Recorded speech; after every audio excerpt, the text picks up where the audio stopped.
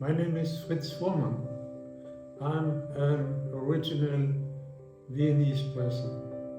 Actually, in the third generation. I was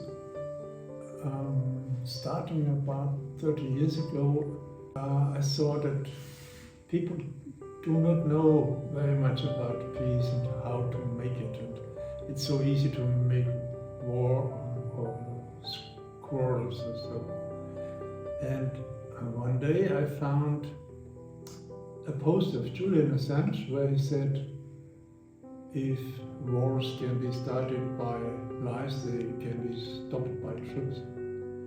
And I had an office in Vienna in a street with many people passing by, and I had big windows, and so I put these posters in the window.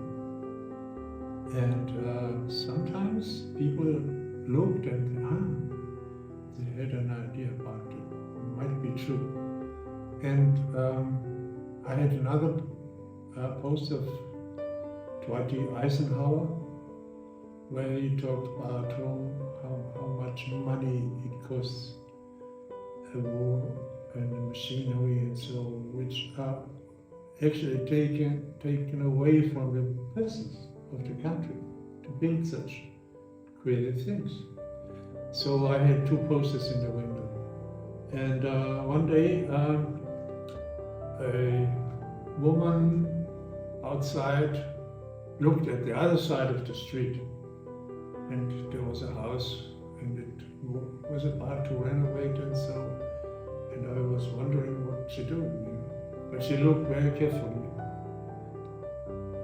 Then she turned around and she saw these two posters in the window, and she stepped in to my office, and it was Elizabeth Bloschet.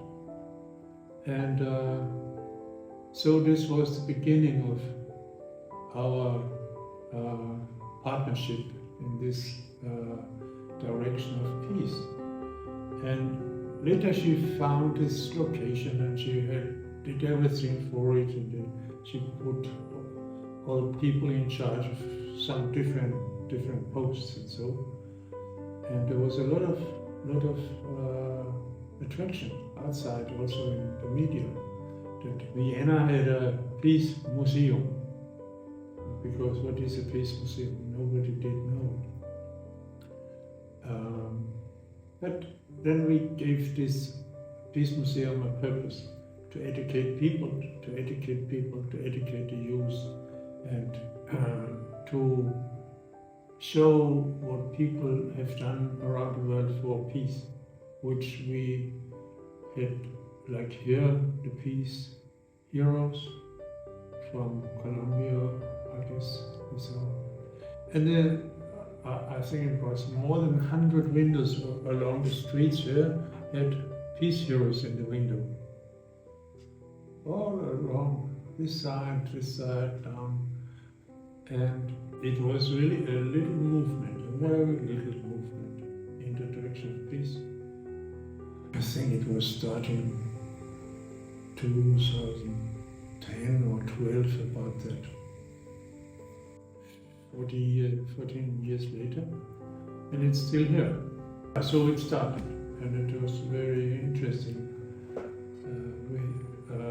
Some people did YouTube films about it, and also the manager of St. Stephen's Cathedral, Tony Faber, was here at the beginning. He held a speech, and it was very funny, very interesting. And then we had peace walks and so on. Peace is essentially for good living, because if you live in this city and you heard about or you saw pictures about 100 years ago, where all the beautiful buildings were there, some of them are no longer here, and this is not good looking, and it doesn't feel well. And my father was in the Second World War, my grandfather was in the Second World War and in the First World War, and they didn't tell a lot. That's something. And my mother told me about a situation where she was in a house working in the inner city, and it was a flying alarm, alarming, and so she went down in the cell, in the Luftschutzbunker. But she saw then, and she heard that the house near the next one went down by bombs. And this was at the place where the Albertina is. You know, there is a flat place in front of the Albertina. There was a huge house there. And it fell down and burned, and everything was dead. No one did live out of this. And the whole thing is still there. The dead people and the stones and everything. So they just covered it.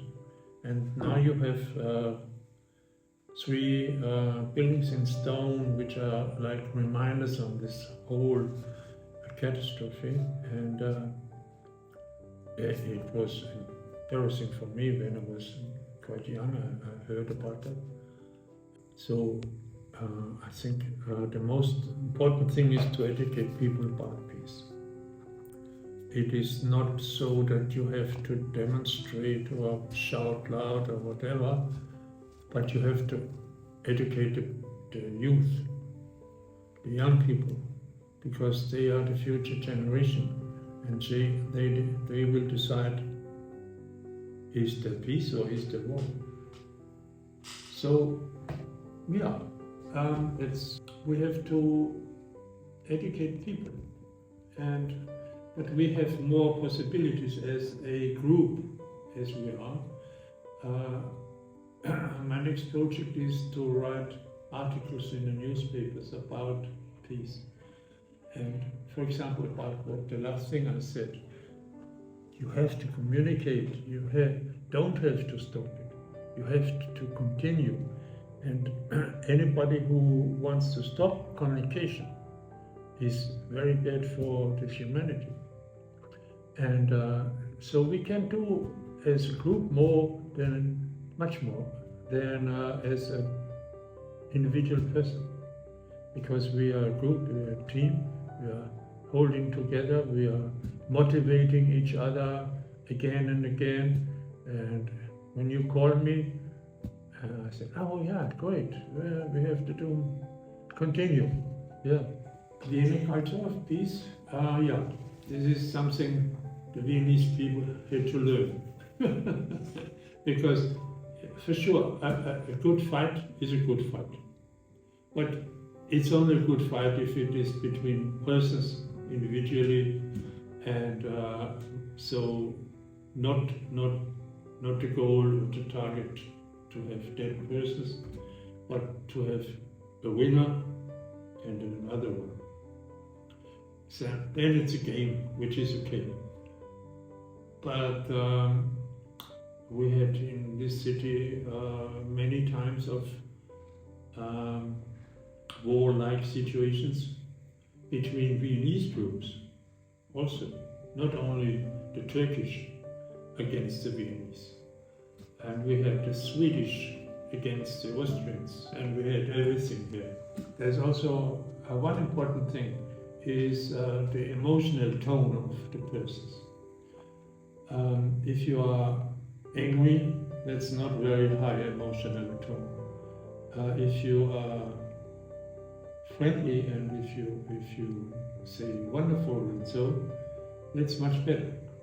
You would not make fights in this mode. So music also does this thing that it raises the emotional tone, and anything in this direction is wonderful.